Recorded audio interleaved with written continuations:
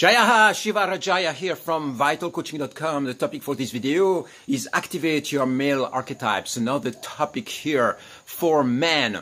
When you think about archetypes, what comes to mind? I'm going to give you some ideas about what this is about. An archetype is like a model of evolution. Imagine that you have this plan, this ideal figure or this ideal design originally planned in the collective, in your spirit, and then you incarnate that that specific plan, that specific embodiment. It might be, examples of archetypes are, for instance, the king or the father. I'm going to group them in different categories so that we have an idea about what this is about. So the king, the father, this is one of the possible archetypes. Is this ruler, the one who sits on the throne, the one who has authority and power and control and directs people. For instance, a manager in a business or in an organization, president, somebody who is in power, who is an authority. Then you have the archetype of the fool or the child. This is the innocence that comes out. Then you have the archetype of the lover, the seducer, the one who is interacting with women or with men if you are gay, but basically is being in this state where you play with your sexual fire, with your sexual energy, with your desire, with your seductive power. And then you have the archetype of the mystic, the magician or the priest. And this archetype is the one who is in alignment with the spirit, with the force, feeling this energetic resonance. If you are a yogi or if you are a tantrika, very often this is the archetype that you are going to be connecting with, because you are accessing a mystical state of being.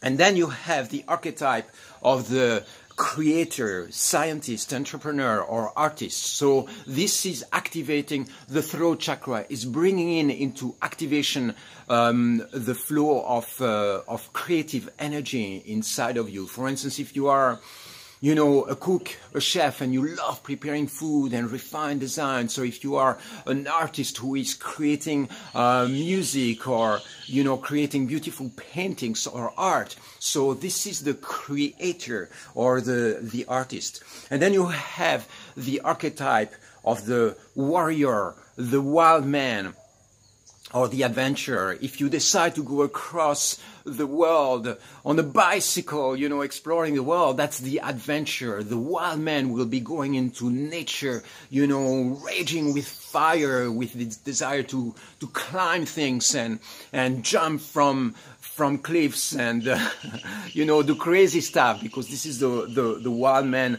archetype. It's also the warrior, the one who wants to go to battle, to fight, to feel this adrenaline rush in your system.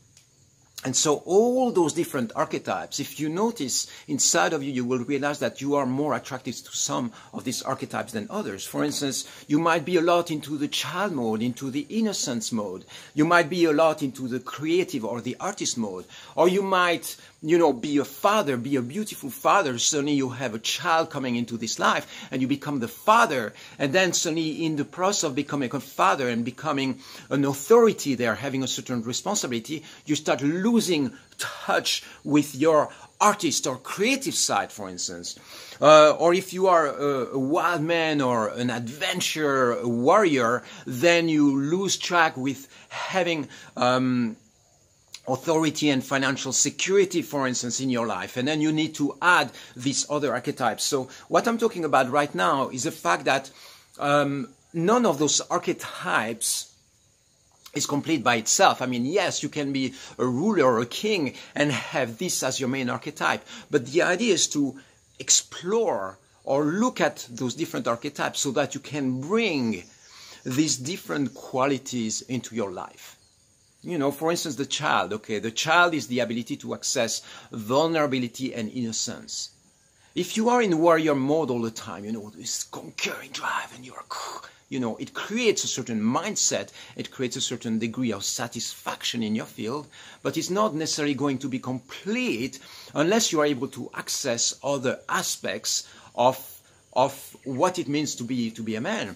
And so when you are born, you are born and you are programmed in a certain way by society or by your own energetic blueprint, by, you know, astrological elements that come into your field, and then you are going to be expressing certain qualities. So what we want to do here is to first have an understanding about the qualities that you naturally resonate with.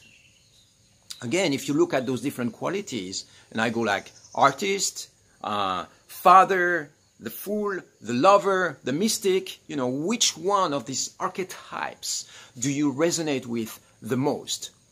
For instance, I have some friends in my field who are definitely into the fool archetype. I have other people in my field who might be full on into the father, the ruler, the emperor, the king. You know, they have lots of authority, lots of presence. When they arrive in a space, they inspire like this respect, presence. Other people in my field might be full on into the artist or the creator, you know, archetype. And look in your environment and try to identify in your friends, in your circles, in the people that you know, what are the core archetypes that are being expressed. So this is the first step. The first step is really to understand who you are and, you know, recognize those archetypes around you. For instance, if you look at me right now, what is the archetype that you would recognize? You know, am I the king right now? Am I the ruler? Am I expressing this authority? Am I a little bit of the scientist or the creator? Yes, because I'm activating, you know, I'm exploring mind patterns. So there is definitely some form of creative process into that. You see, I'm recording a video, I'm creating, I'm voicing, I'm expressing with my throat truth. So it's an exploration of consciousness. So behind that, there is also the adventure, you know, the desire to explore. But that's not the major one right now. Like right now, I'm being a creator, and I'm also being a mystic, a magician, because I'm talking from a place which is really high consciousness. And so what I'm vibrating with, or what I'm reverberating here, is a state of mystical being. I'm a tantrika, you know, this is how I define myself. So I'm a tantrika and I'm a coach as well. And as a coach, this is the, you know, the creator or the entrepreneur part. So there is a combination of those ones. So check into your field, check in yourself and try to identify which ones of these archetypes you are. Another very important point or element to understand it is that when we talk about archetypes and we talk about different ways of being, you have immature aspects and you have mature aspects. There are ways of engaging as a king, for instance, that are going to be positive for the evolution of the planet and the country that you are ruling. The same when it comes to being a scientist or an artist. You know, what would be the mature aspect of the creator is designing or creating things that are really useful for other people and not getting lost into your creation, being able to navigate still life without being completely obsessed and lost into whatever you are trying to create. So being able to function as an artist in this world without being completely entangled into your creative process. So another, you know, an immature way for instance, you know, the warrior aspect, right?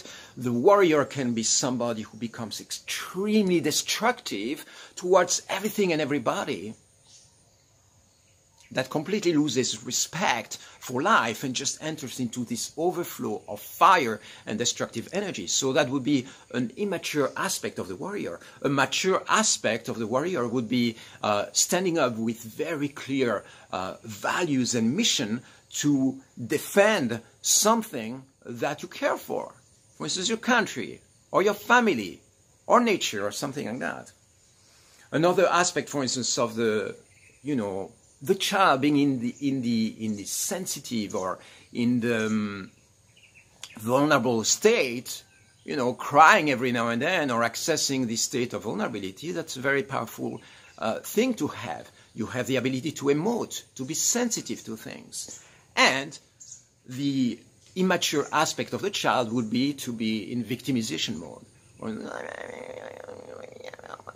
you know, it's like entering into this space where you feel like everything is against you, and, you know, and not being able to get out of that state. So this is the thing to understand. It is that you have immature aspects and you have mature aspects. And the goal for you as a man is to be able to master those archetypes.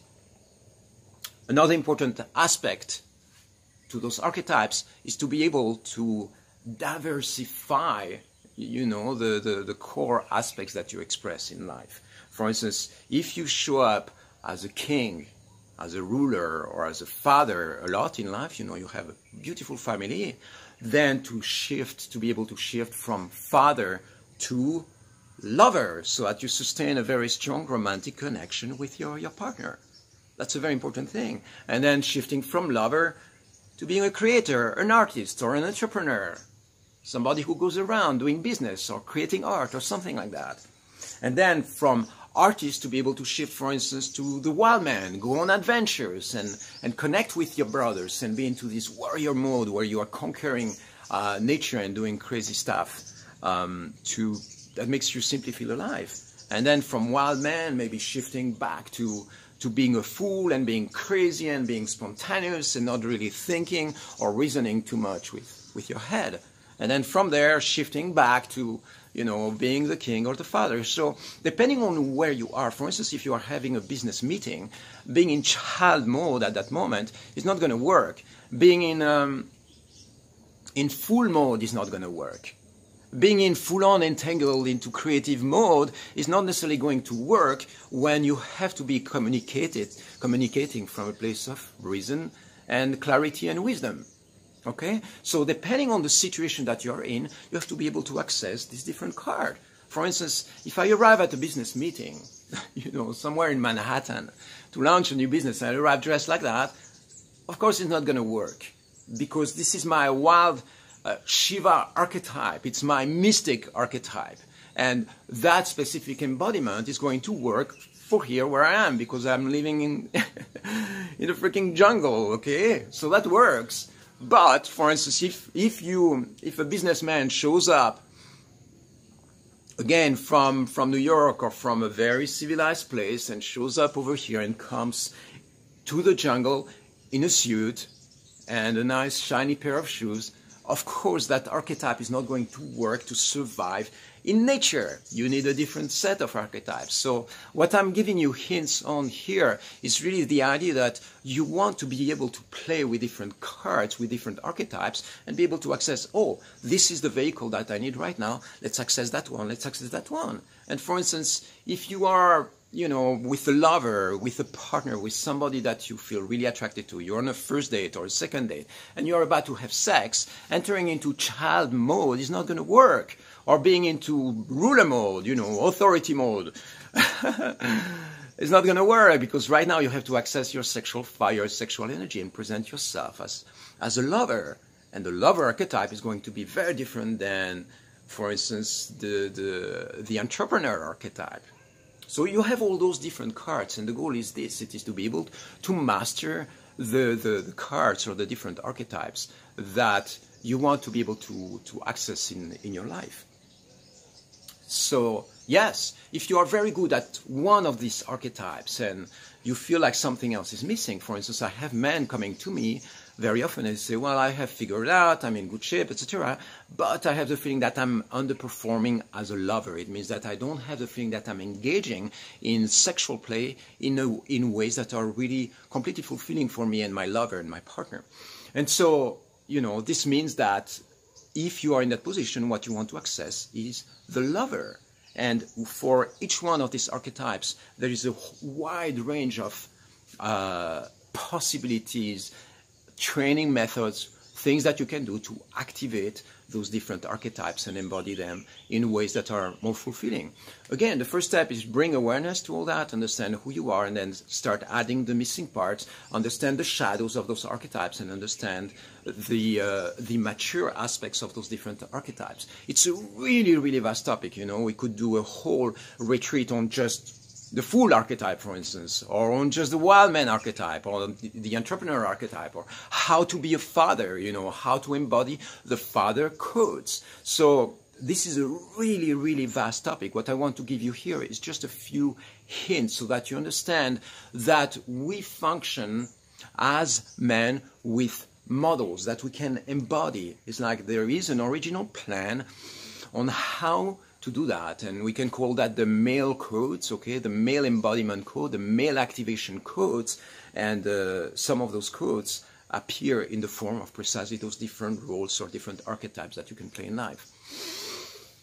Wow, I love this topic. If you have any questions, post in the comment or reach out, vitalcoaching.com or Shiva Rajaya on Facebook. My Facebook page, my main Facebook page is Vital Tantra. I look forward to hear from you. Post in the comments, tell me what are the core archetypes that you're embodying, which ones are the ones that you feel you are not really mastering, or that you are playing with shadows with.